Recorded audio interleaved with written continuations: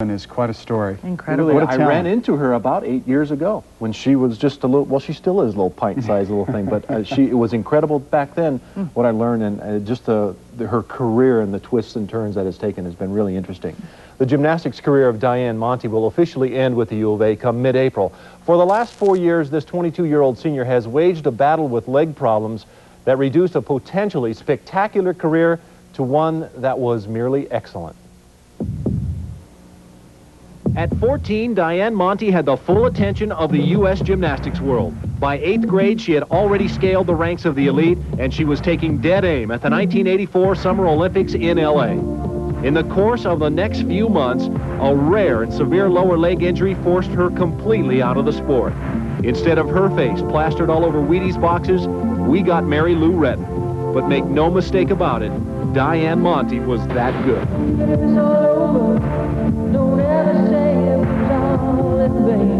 Judging from my experience, I would say she could have easily been in the higher echelon in the country.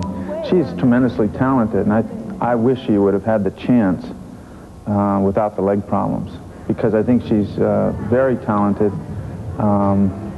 in all aspects of gymnastics, especially the presentation part, which she just tends to do naturally, and sometimes it's really hard to teach. And so we wish that she had had that opportunity. Yeah, I think she could have been easily in the top 6 or 8 in the country.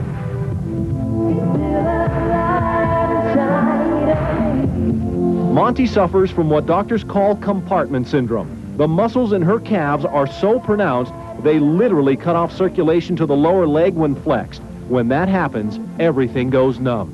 Take a look at her legs. The scars tell the story of numerous operations that couldn't correct the problem. And I came here my freshman year and was just going full out for the first time since I was 13, and the problem was still there. I was devastated.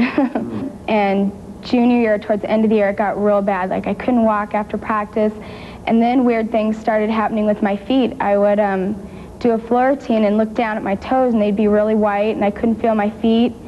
And told my trainer, and they were like, that's not a good sign, you know, we don't know what's wrong, but that's not right.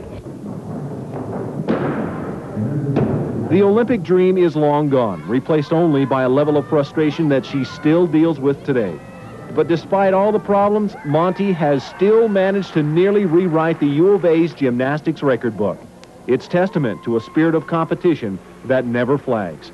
There is, however, a tinge of regret in her voice, knowing well she could have been an Olympian. When I was a child, that was always my dream, and as I got older, I couldn't believe that it was actually maybe a possibility, and I qualified for elite, and I made the national team in '83 and would have competed in the trials. But like I said, by the time I got there, my legs were so bad and I was so burnt out that I couldn't have competed well anyway.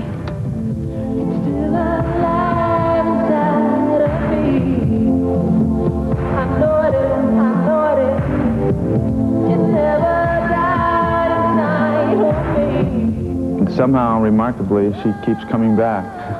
She has great recuperative powers, and she's pretty resilient. As long as she can get enough rest and not be forced into too much intense practice, she's a remarkable person.